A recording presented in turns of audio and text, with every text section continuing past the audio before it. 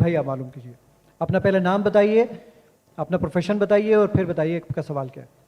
मेरी तरफ से सलाम सब बहन भाइयों को अस्सलाम वालेकुम, और ख़ास तौर पर जाकिर साहिब को और जितने भी यहाँ मेहमान बैठे हैं सबको मेरी तरफ से अस्सलाम वालेकुम। मेरा नाम इखलाक मसीह है और मैं तमाम मज़ाहिब का तालिब इल्म हूँ। जैसे कि जाकिर नाइक साहिब हैं तालिब इल्म, मैं कुरान भी पढ़ता हूँ और बाइबल स्टडी भी करता हूँ। और हमारी एक तंजीम है यहोवा विटनेस के नाम से। वो तंजीम जो है खुदाए वाहिद पर ईमान रखती है और खुदाए वाहिद की तालीम देती है। जैसे कि मसीह अस्सलाम ने यूहन्ना की इंजील 3 की 17 आयत में बताया है कि हमेशा की ज़िंदगी ये है कि वो तुझ खुदाए वाहिद और बारहा जिसे मैंने उसको पहचाने, खुदाए वाहिद को पहचाने। सो हमें खुदाए वाहिद को पहचानने की ज़रूरत है। तो इसी तरह हम जो है तमाम मसीह बहन भाइयों को ये तालीम देते हैं, मगर उसके बावजूद वो जो ना खुदाए वाहिद की तालीम को जो ना बर्दाश्त नहीं करते, एक्सेप्ट नहीं करते। तो मैं जनाब जाकिर साहिब से ये बात कहना चाहता हूँ, क्योंकि मैं इनका बहुत फॉलोअर हूँ, क्योंकि जो भी ये बात करते हैं बड़ी दलील से बात करते हैं और जो दलील देते हैं वो बड़ी काबिल ज़िक्र होती है, काबिल गौर होती है। भाई आपका सवाल क्या है? सवाल पूछिए। सवाल ये है कि हमें मतलब हमारा ईमान कैसा होना चाहिए कि हम खुदाए वाहिद पे ईमान रखें और दूसरे लोगों को भी बता सकें इस चीज़ को वाज़े तौर पे। शुक्रिया। भाई साहब का सवाल है कि किस तरीके से हमें एक खुदा पे ईमान हो, और मैंने मेरे पहले सवाल का जवाब में कह चुका हूँ कि फॉर्मूला है सूरह इखलास, सूरा नंबर 112 आयत नंबर 1 से 4। कुल हु अल्लाहु अहद, कहो कि अल्लाह एक है, अल्लाहु समद, अल्लाह द एब्सोल्यूट इंटरनल, लम यलिद वलम यूलद, ना वो जनता है ना किसी से जना है, वलम यकुल लहु कुफुवन अहद, उसके जैसा कोई भी नहीं है। तो कोई भी शख्स अगर कोई भी खुदा की इबादत करता है, उसे कहता है खुदा, आपको इसको टेस्ट पे डालना चाहिए।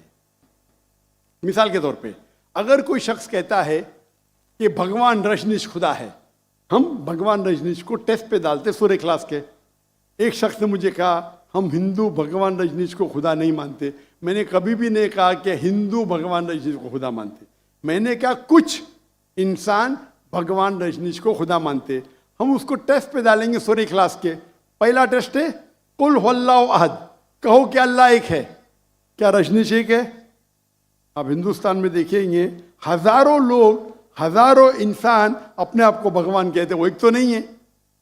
लेकिन भगनीश शख्स कहेगा नहीं नहीं मेरा एक ही है। Number 2 Allah Samad, Allah the absolute internal. के रजनीश एब्सोल्यूट इंटरनल था, क्या वो समद था? हम जानते हैं उसकी ऑटोबायोग्राफी में लिखा था कि भगवान रजनीश अस्थमा से सफर कर रहे थे, डायबिटीज मलाइटिस से।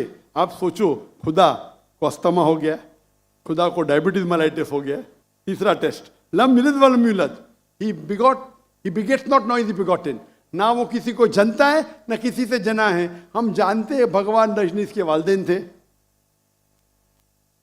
वो यूपी में पैदा हुआ। उसके बाद वो खुद, उनके वालिदैन उसके डिसाइपल बनते, उनके भक्त बनते। वो 1981 में जाते यूएसए, और यूएसए में एक गांव रहता है जिसका नाम है ऑरेगन। उसके अंदर अपना इदारा कायम करते, कहते रजनीशपुरम। उसके बाद चंद साल बाद अमेरिकन गवर्नमेंट उसे अरेस्ट करती है और जेल में डालती है। रजनीश कहता है कि अमेरिकन गवर्नमेंट ने मुझे स्लो पॉइजनिंग दी, स्लो पॉइजनिंग। आज सोच सकते खुदा को कोई स्लो पॉइजनिंग कर रहा है। और रजनीश अब वो वापस आते पुणे में, इंडिया में, महाराष्ट्र में, और एक नया ऑर्गेनाइजेशन शुरू करते ओशो। उसके मरने के बाद उसके समाधि पे लिखा है Osho Rajneesh never born never died but visited the earth from the 19th of December to the 31st of January। भगवान रजनीश ना पैदा हुआ ना मरा, लेकिन इस धरती को विजिट करने के लिए, धरती को घूमने के लिए वो आया। उस समाधि पे ये नहीं लिखा था कि भगवान रजनीश को 21 मुमालिक का वीज़ा नहीं मिला। आप सोच सकते खुदा भगवान धरती को विजिट करने आता है और उसको वीजा की जरूरत है।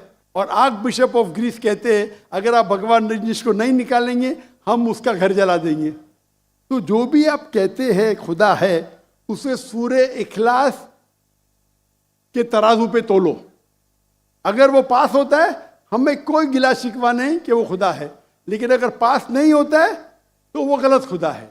तो Surah Ikhlas is the touchstone, it is the litmus test for knowing, जानने के लिए वो असली खुदा है कि नहीं। Hope the answer the question.